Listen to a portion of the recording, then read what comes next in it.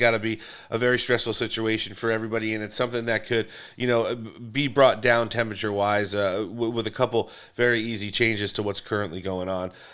Listen, I want to segue a little bit. I know that you are the congressman who represents Cape Canaveral, and we just had a major historic lunar mission. First time in many decades, me and my son were dialed into this. This is something that's definitely in our wheelhouse of interest. Such a successful way to see NASA go back to space and go around the moon. Obviously the next steps are to get there and to put boots back on the ground. Talk about this historic moment for your portion of Florida and the rest of the country as the space race seems to be heating up again. And what does it mean for all things moving forward? It just seemed like the opportunity, back during the first lunar missions was just to get to space ahead of other countries. But now there's so many more opportunities there. It seems like, it's just a clean slate that's ready to get written. It really is. And what a spectacular launch we had a few weeks ago. And of course, most importantly, the successful landing in the Pacific Ocean. It just shows America is back in space, leading the charge. The technology that's been advanced, not just by NASA, but by SpaceX, Blue Origin, and others, is remarkable. And in a very short period of time, not only will we just land on the moon, but we're going to create a moon base. That means that will be the launching point in which to go to Mars. And it also, of course, will be able to extract some of the things that are found in the moon, like things like helium-3 that will produce nuclear energy more efficiently and safely. There's also, as you know, on the south pole of the moon, there's water. That means you have hydrogen and oxygen, the fuel necessary to build, of course, the spaceships that will take us to Mars. It's really an exciting time. And of course, on the national security side, it is the ultimate high ground. And as you know, the Chinese don't share our values. They're doing all kinds of nefarious things in space, as are the Russians, Sure. trying to steal technology, crash satellites, you name it. But this technological revolution that will take place because of this new endeavor is really going to change the world for the better. And America is leading it. And we have not only an amazing president who created the Space Force, but we also have a new NASA director, a self-made billionaire, a guy named Jared Isaacman, who is really pushing the envelope so that America leads in space and is space dominant once again. And talk about that push to be space dominant again. I mean, I definitely think that's the main focus point here. You mentioned so many things that just maybe even a decade ago would have sounded crazy when you looked at the current state of NASA or the space race in itself at the time.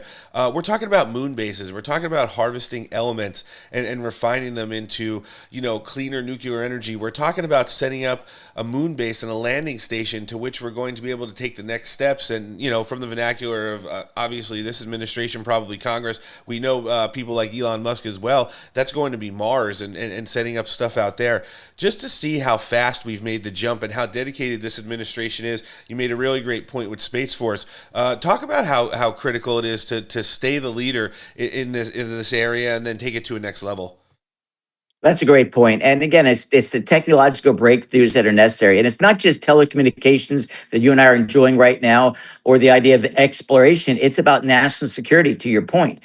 And so as we move forward, it's necessary to do this in a smart way. And again, what guys like Elon Musk have done is just changed the way we do things. And by having this moon base, it allows us to move forward in a thoughtful way. And you have technology like GPS technology, which we kind of take for granted today. That's all because of the space race. And that allows us to, of course, move our troops where necessary, know where the bad guys are as well. And the Chinese, what they are always trying to do in space to counteract this is that they are trying to steal our technology, in essence, spying in space. And we're afraid that, as the Russians did a few years ago, they actually collided some satellites in space, and that caused all kinds of space debris. But it's one of the ways in which they want to undercut our ability to prosecute a war by using some of this new technology. So it's a challenging case, but because we've made the investments necessary, and again, you can't applaud Elon Musk enough. This guy has changed the way we're doing business, and really giving us the upper hand as we take on the Chinese and the Russians in different parts of the world. And God forbid if it turns into a hot war. Luckily, we have these advantages because we have that high ground. We have a more dominant position in space today. It's a whole nother chessboard up there, and we do have the leadership. We have the people who are inspiring the or inspiring the movement behind it, and it's just so amazing to watch. It was really awesome to see, and thanks for giving us some insight on that very historic time for our country. I do have to ask about DHS funding. It's almost ironic that you make the analogy in the beginning.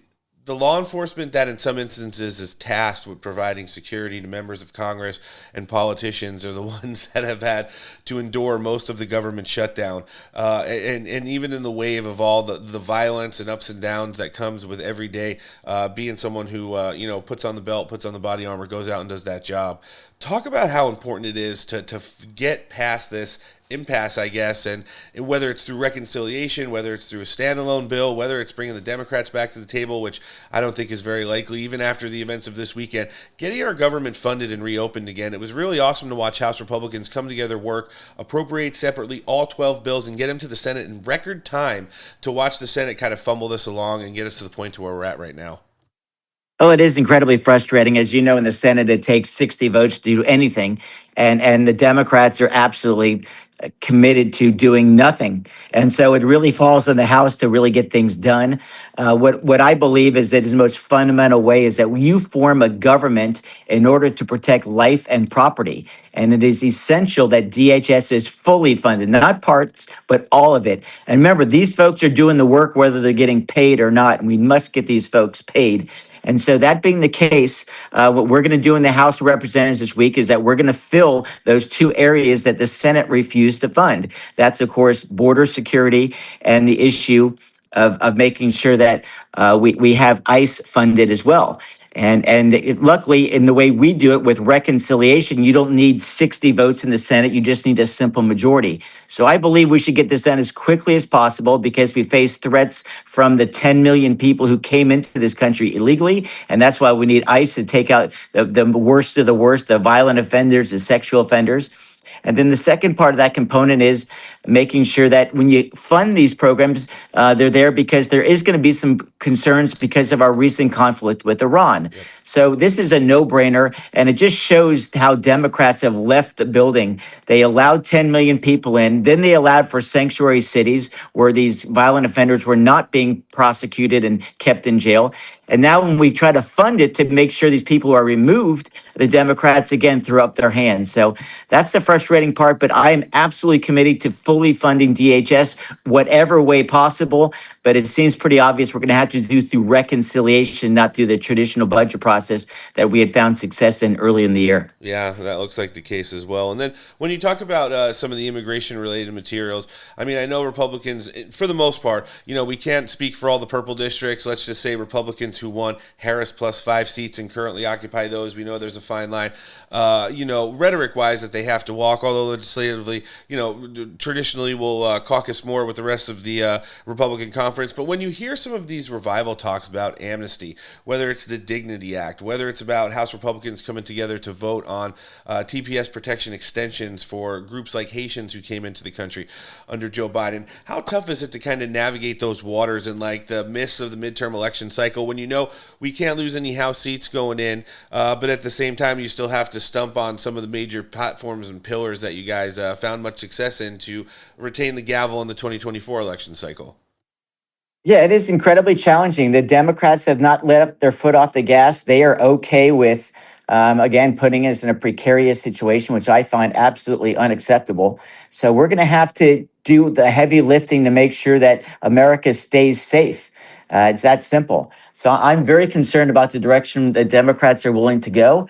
We're going to have to do our best to just do what's necessary, and they're going to continue to play politics. My philosophy has always been good policy makes good politics, not the other way around.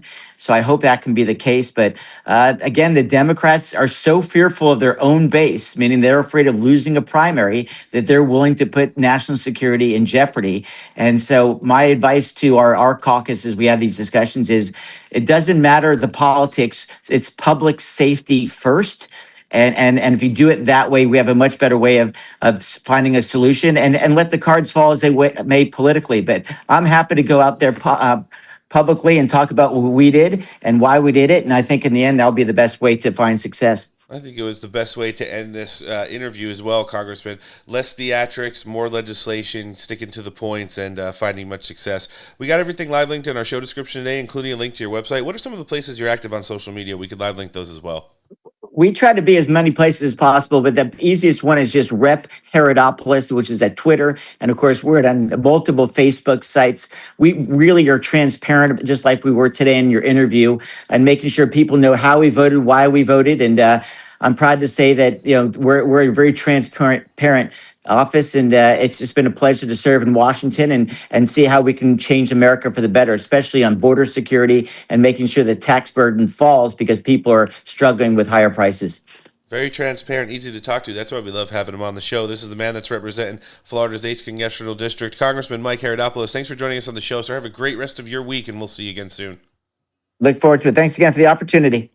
The indication at this point that he was part of a group. Was there any foreign nexus to the inspiration for the violence he attempted last night?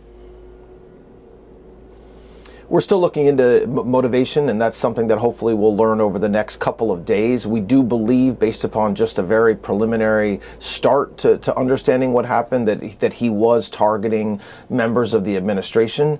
We don't have specifics beyond that kind of general statement from what we've learned so far, but we're actively talking to witnesses that knew him and talking to other individuals and going through the material that we've collected. So I expect that you will hear more about that in the coming days.